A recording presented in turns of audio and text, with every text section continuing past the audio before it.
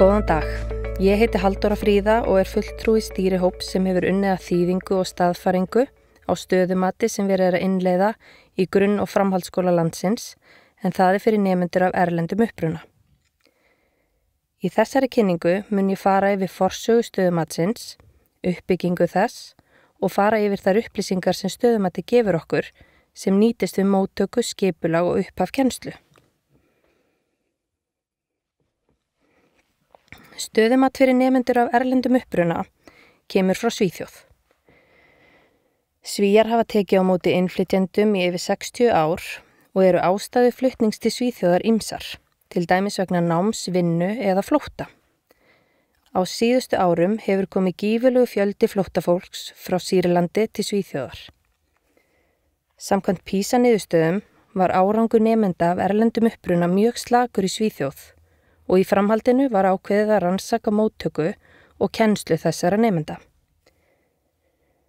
3 stærstu háskóla Svíþjóðar, sem eru í Stokkólmi, Gautaborg og Malmö, fóru af stað með mjög viðamikla rannsókn sem Dr. Monika Axelsson, Jenny Nilsson og fleiri sérfræðingar í sænsku sem öðru tungumáli héldu utanum. Ákveðið var að velja 3 sveitarfélög af mismunandi stærð, ræða við nemendur, foreldra, kennara, námsráðgjafa og fleiri sem koma málefnum nemenda af erlendum uppruna.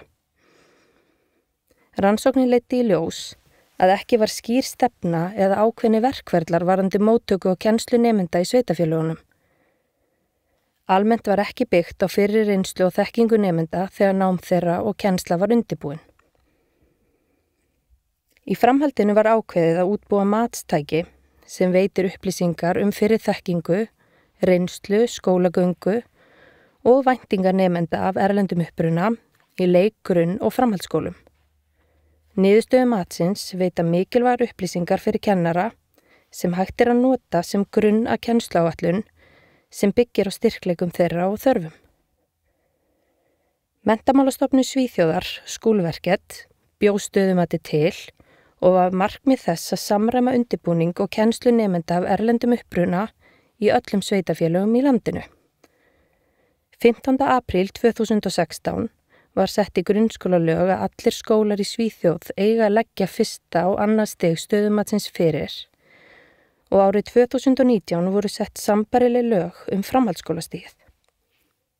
Árið 2019 varð einnig skylda að leggja leikskólahlutann fyrir elstu nemendur í leikskólum. Stöðumatið hýst á vefsíðu sænsku menntamálastofnunarinnar Skúlverket, þar sem kennarar í sænskum skólum hafa aðgang að því. Haustið 2016 kynntust kennsluráðgjafar í Hafnarfirði, Reykjanesbæ og Árborg sænska stöðumatinu og fengu strax áhuga á að nýta slíkt efni á Íslandi.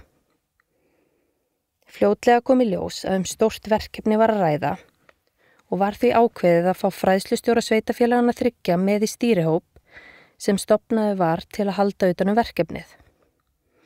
Stýrihópurinn sótti styrk hjá sprotasjóði fyrir þýðingu og staðfæringu stöðumatsins og Menntamálastofnun sótti þýðingaréttin fyrir hópinn. Í framhaldinu var efni þýtt og staðfært. 1 þróunarskóli var valinn í þessum 3 sveitarfélögum og námskeið var haldið fyrir stjórnendur og kennara þeirra skóla í febrúar 2019.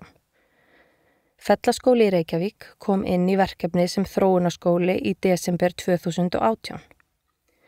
Haustið 2019 hófst innleiðing stöðumatsins í öllum skólum í Hafnarfirði, Árborg, Reykjanesbæ og Reykjavík. Haldin voru námskeið fyrir stjórnendur og kennara sveitarfélagana á haustdögum 2019.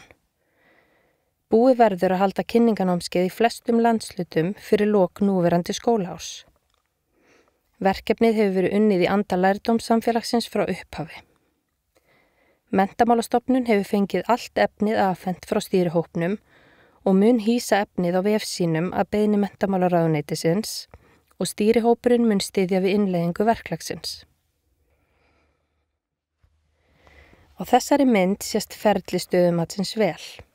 Frá því nemandinn boðinn velkominn í skólan og hefur skólagöngu sína og þar til stöðumatinu lokið.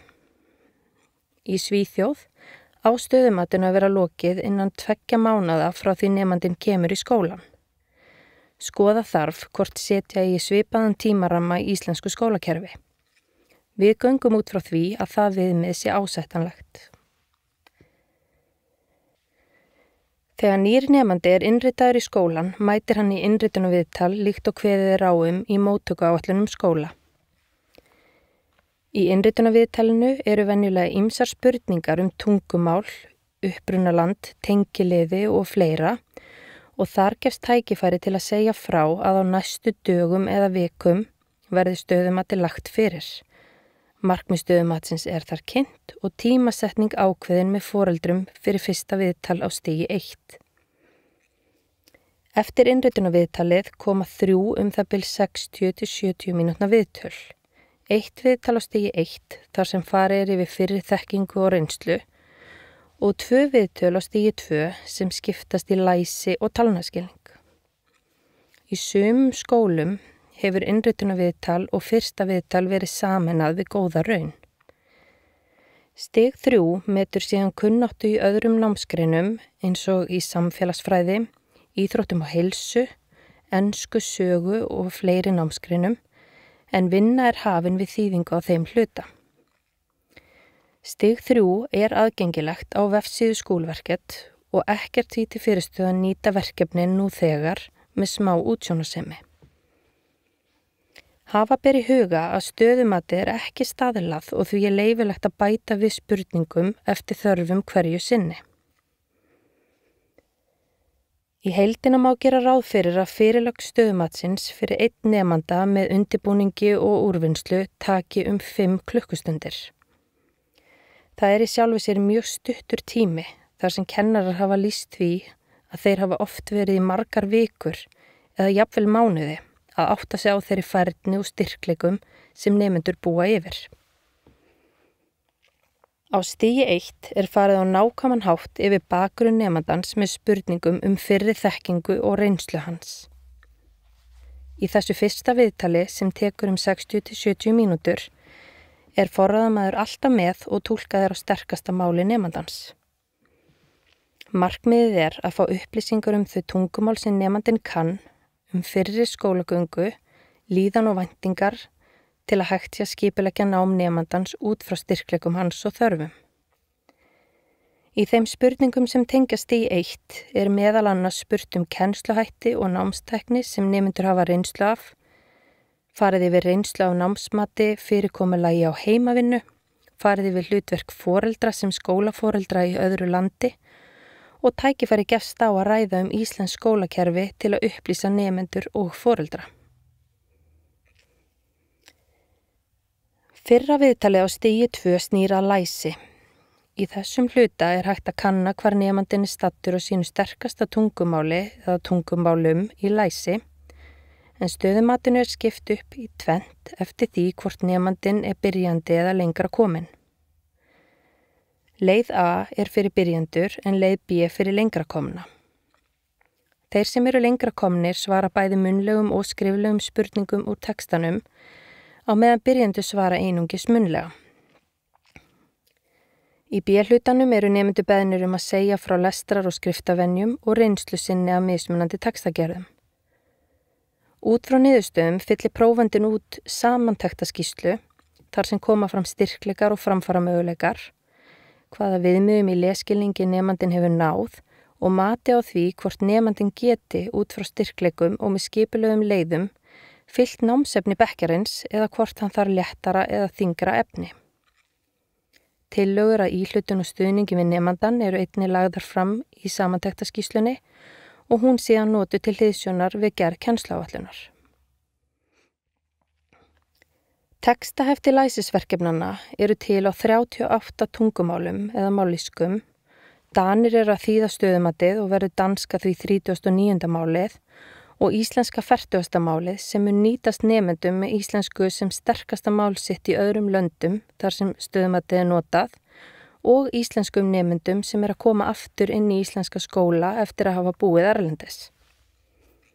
Textaheftin eru sótt á sterkasta máli nemandans á vefsíðu stöðumatsins þegar hún verður tilbúin, en þangað til er hægt að leita til stýrihópsins. Seinna viðtalið á stigi 2 stöðumat í talnaskilningi og því skipt í tvennt, leið A og leið B. Leið A fyrir nemendur sem eru yngri en 9 ára og leið B fyrir nemendur sem eru 9 ára og eldri. Fyrir nemendur sem eru yngri en 9 ára áhersla lögð á grunninn í talnaskilningi en ekki á þrautalausnir. Nemendur eiga meðal annars að telja aftur á bak og áfram, leggja saman, draga frá, helminga og fleira. Fyrir nemendur sem eru eldri en 9 ára farið inn á rýmisskynjun og rúmfræði, talnaskilning og talnarunur og flokkun. Viðtalið tekur 60 til 70 mínútur og að mestu ekki verklegt heldur byggir á munnlegum svörum og útskýringum nemandans.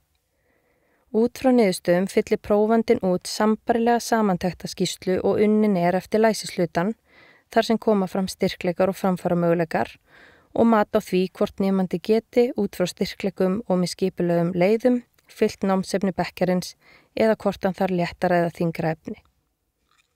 Tillögur að íhlutun og stuðningi við nemandann einnig lagðar fram í samantektarskýrslunni og hún síðan notuð til hliðsjónar við gerð kennsluáætlunar.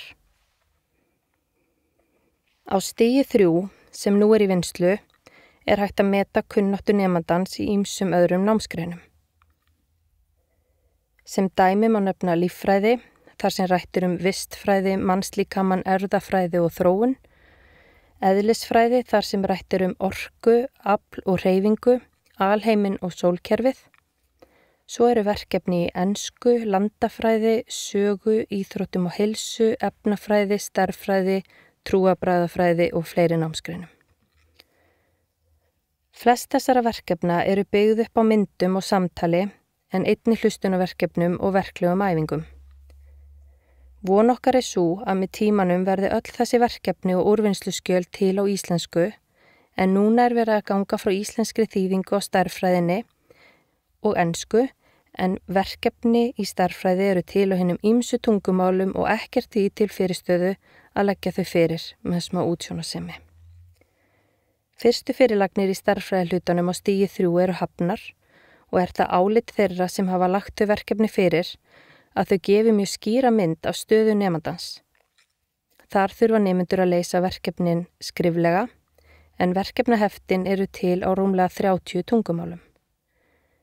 Í fyrsta og öðrum bekk farið inn á grunnatriði stærðfræðinnar eins og talnalínur, lausnaleit og reikniaðgerðir en fyrir eldri nemendur einnig lögð fyrir verkefni sem tengjast algebru, rúmfræði, líkindum og tölfræði.